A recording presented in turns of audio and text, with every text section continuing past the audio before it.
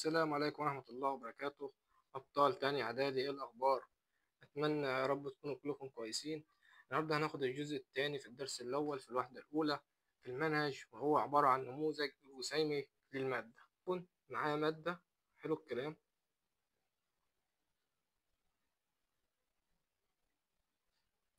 لو جينا خدنا جزء بسيط ده، الجزء البسيط الصغير اسمه جسيمات. الجزء البسيط ده اسمه جسيمات. حلو. يبقى المادة أصغر حاجة فيها هي الجسيمات، أو عبارة عن جسيمات. تمام، حلو الكلام. حلو. الجسيمات دياتي بتبقى جسم لفرعين. جسيمات تنقسم لفرعين. أول حاجة يا إما جزيئات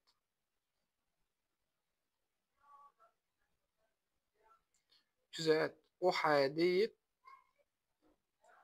الذرة. يعني إيه جسيمات أحادية الذرة؟ أنا عارف إن في عنصر اسمه الكربون.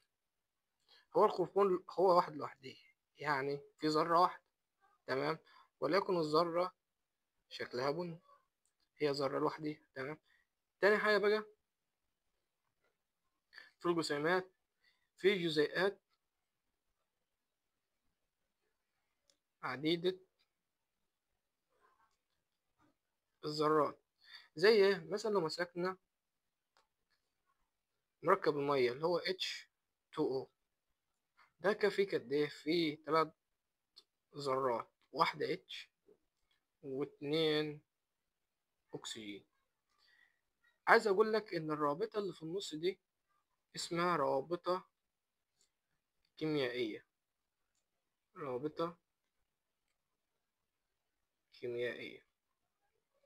يبقى تاني، عارفين إن المادة تتكون من جسيمات، والجسيمات تنقسم إلى اتنين، يا إما جزيئات أحادية الذرة أو عديدة الذرات.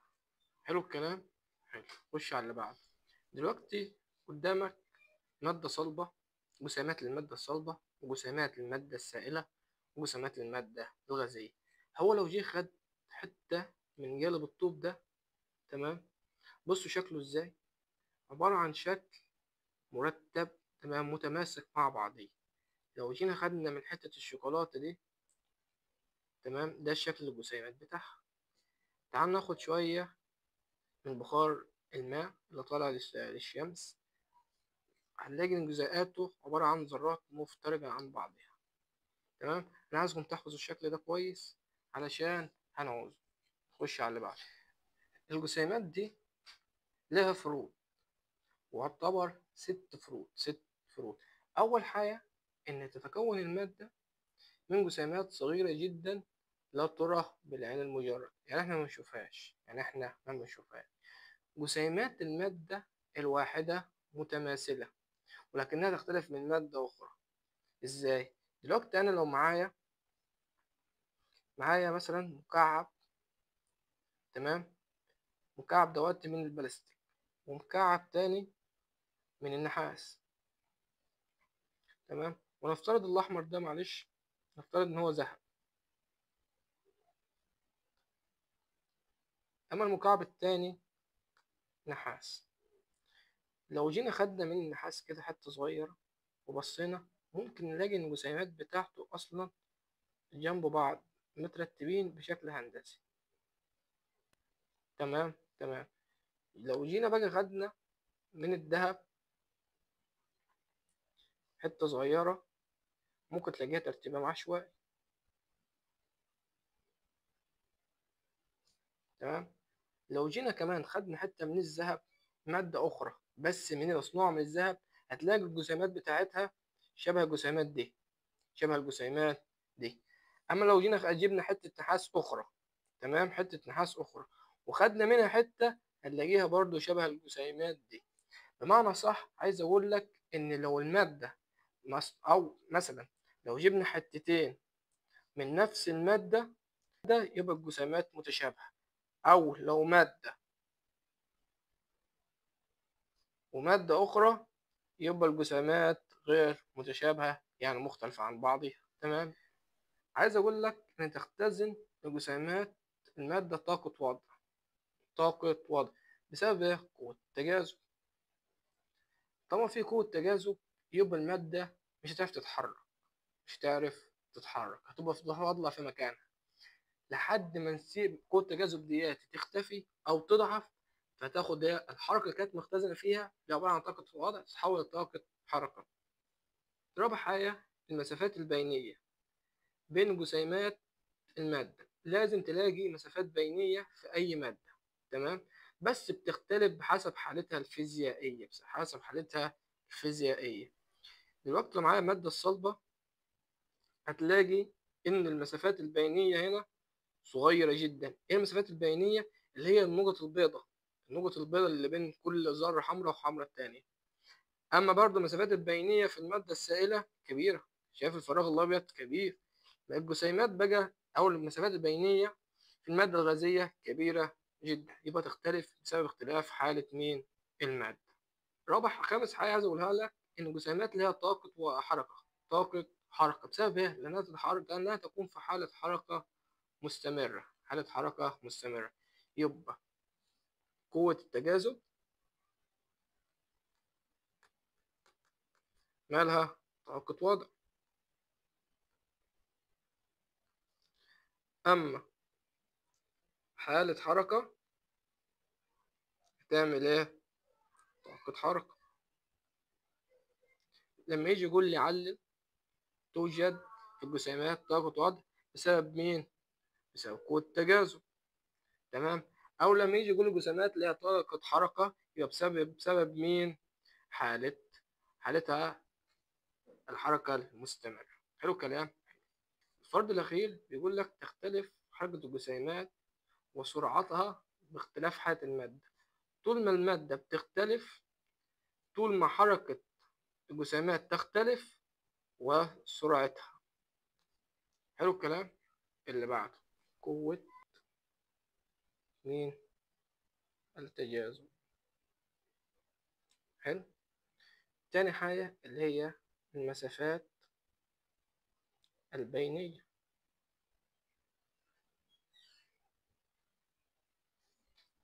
رابع حاجة اللي هي حالة الحركة. تمام. عايز أقول لك إن لو قوة التجاذب قوية جدا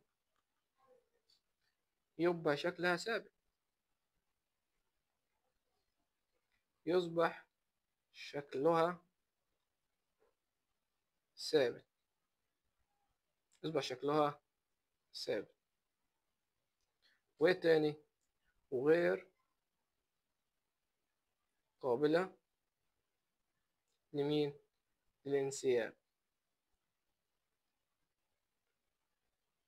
تمام. تمام. يبقى عايز أقوله لك بالاختصار إن قوة التجاذب لها علاقة بالشكل وقابلية مين؟ الانسياب. حلو الكلام. حلو الكلام. المسافات البينية طول ما هي صغيرة جدا يبقى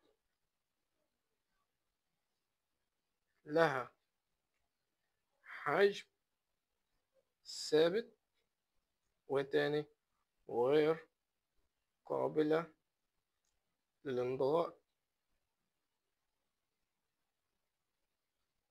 تمام. تمام. يبقى برضه اللي عايز أقوله لك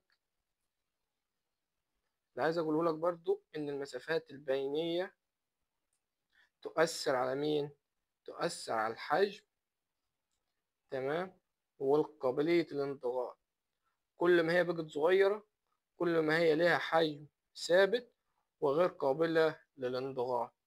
تمام. تمام. الحركة لو الحركة بتاعتها تهتز في موضعها يبقى الانتشار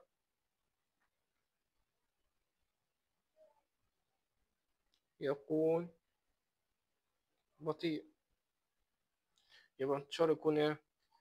بطيء. يبقى اللي احنا عايزين نقوله ان لو حالة الحركة بتأثر عليها او علاقتها بمين؟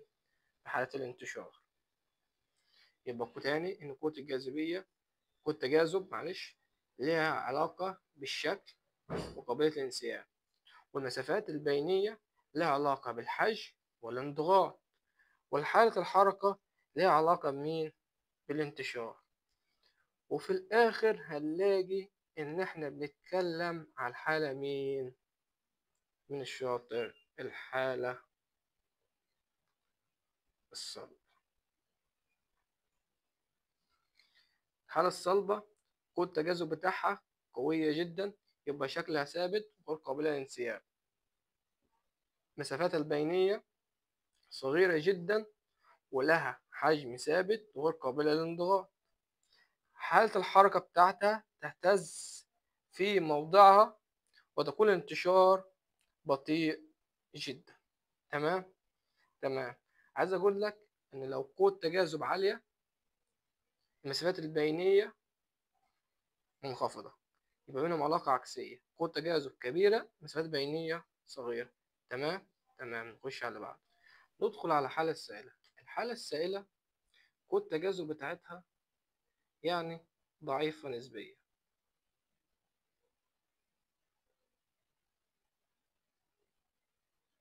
تمام. أصبح إن ليها شكل غير ثابت. طالما ليها شكل غير ثابت يبقى قابلية الانسياب. تمام. المسافات البينية، المسافات البينية فيها برضو كبيرة نسبيا، كبيرة نسبيا.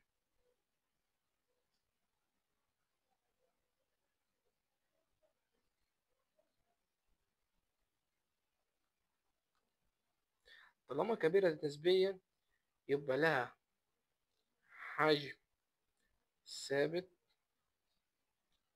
ومالها للانضغاط.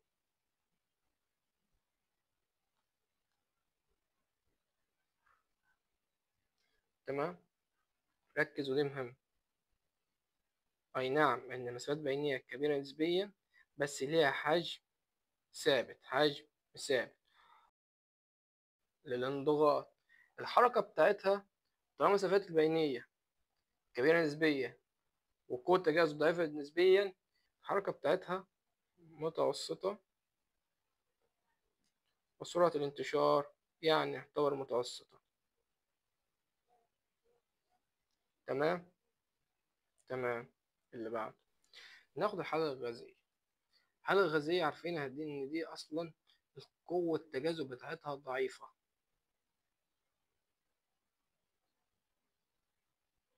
ضعيفة جدا. طب لما ضعيفة يبقى ليس لها شكل ثابت. تمام.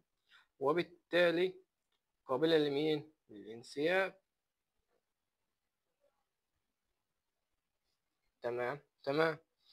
المسافات البينية خلاص لما دي ضعيفة جدا، عارفين المسافات البينية عكس التجاذب، قوة التجاذب، يبقى دي كبيرة جدا.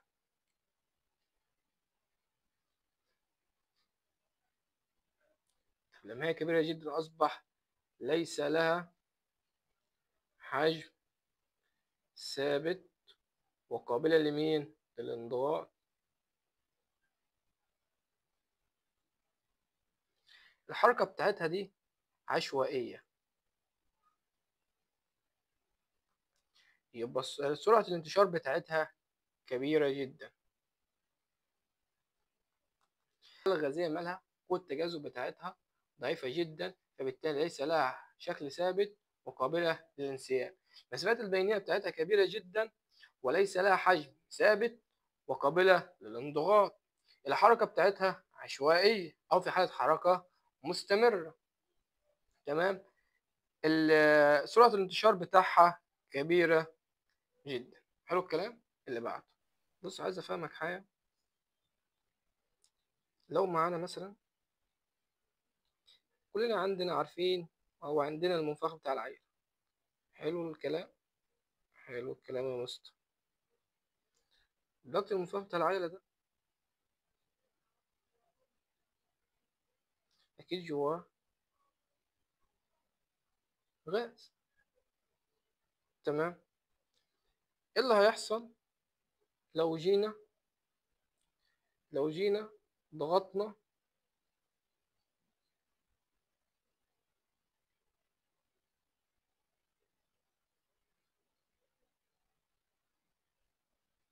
إيه اللي هيحصل لو جينا ضغطنا على الغاز الموجود جوه؟ أول حاجة إن الحجم يحصل إيه؟ يقل. ماشي، برافو. تاني حاجة المسافات البينية بدل ما ده كانت كبيرة، تمام، هنا أصبحت صغيرة، يبقى حجمها يقل والمسافات البينية تقل. حلو الكلام، حلو. نقدر بقى ناخد إيه المقارنة واللم الليلة بتاعتنا كلنا، واللم بقى الليلة بتاعتنا كلها. أول حاجة عندك قوة التجاذب. قوة مين؟ قوة التجاذب.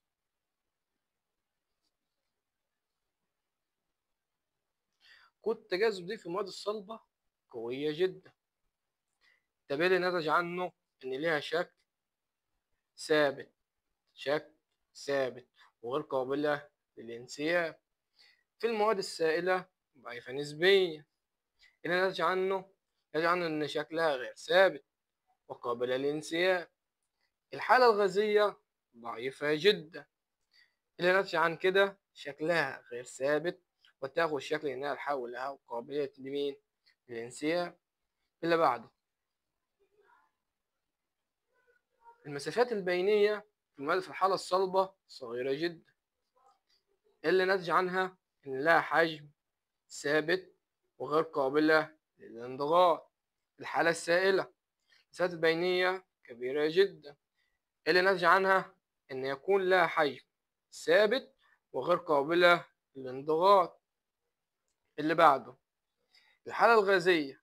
الحالة الغازية اللي نتج عنها إن هي المسافات البينية بتاعتها مالها كبيرة، مسافات بينية كبيرة، ويكون لها حجم غير ثابت وقابلة للانضغاط. تمام تمام. حركة الجسيمات في الحالة الصلبة تهتز في موضعها، يبقى الانتشار بتاعها ضعيف جدا، بطيء جدا. في الحالة السائلة تتحرك بحرية نسبيا، يعني يا دوبك شم نفسها شوية. سرعة الانتشار بتاعتها متوسطة. أما الباقي الحالة الغازية حركة الجسيمات بتاعتها عشوائية وبحرية تامة، لا دي واخدة راحتها قوي. طب اللي نتج عنها إنها الانتشار بتاعها سريع جدا. تمام تمام. دلوقتي هناخد حركة اسمها الحركة البرونية. أكيد طول ما في حركة في عالم، العالم ده اسمه براون. من اسمه براون سمى الحركة حركة براونية. يعني دلوقتي قال لك والله احنا لما جينا جبنا مائع، سواء سائل، تمام، او غاز. خلاف السائل، قال لك يا والله انا جبت شويه سائل وحطيت عليهم حبوب اللقاح. تمام يا عم، يعني انت جبت سائل وحطيت عليه حبوب اللقاح او حبايه لقاح كبيره نسبيا. ايوه. ايه اللي لاحظته؟ قال لك انا لقيت اصلا الحبوب اللقاح دياتي بتروح بحركه عشوائيه، مره يمين مره شمال، مره فوق مره تحت. يعني هي براحتها، مره يمين مره شمال، دي براحتها. ايوه، انت استفدت ايه؟ قال لك انا طلعت بحاجه ان حركه عشوائيه. يعني انت عملت الحركه دي كلها عشان خاطر حركه عشوائيه سميتها الحركه البراونيه. اه يا عم، سميتها الحركه البراونيه. يعني طب ايه حدوثها يعني؟ ليه؟ قال لك ده تصادم. مين اللي بتصادم؟ المائع.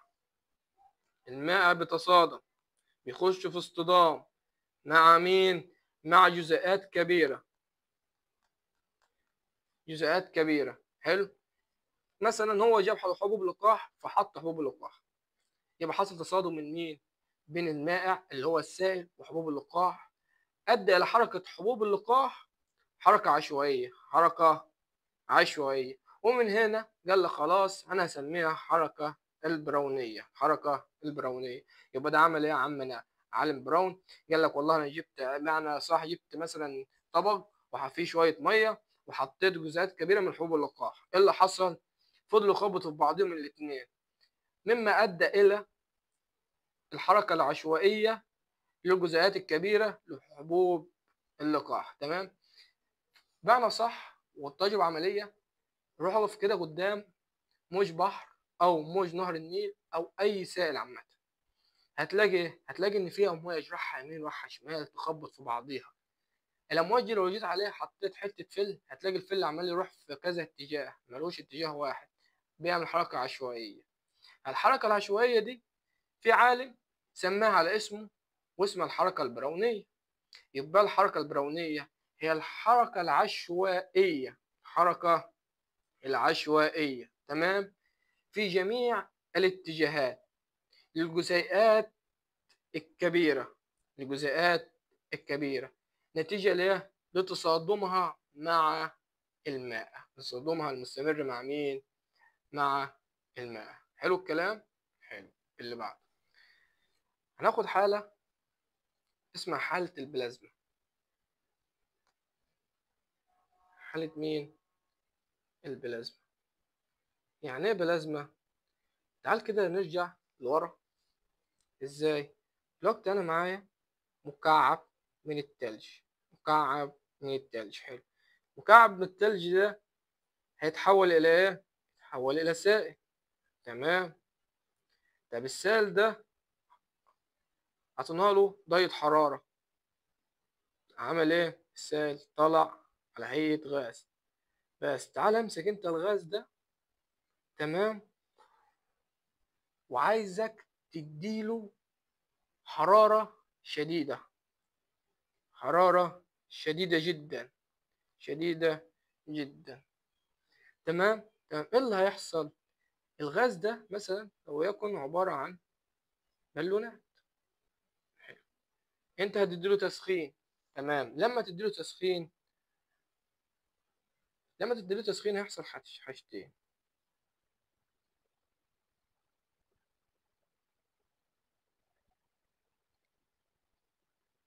دلوقتي انا لما حطيت تسخين هذا الغاز وحطيته تسخين عالي جدا، تمام، اتكون لنا حاجتين. تأين. حصل له تأين. ايه التأين ده؟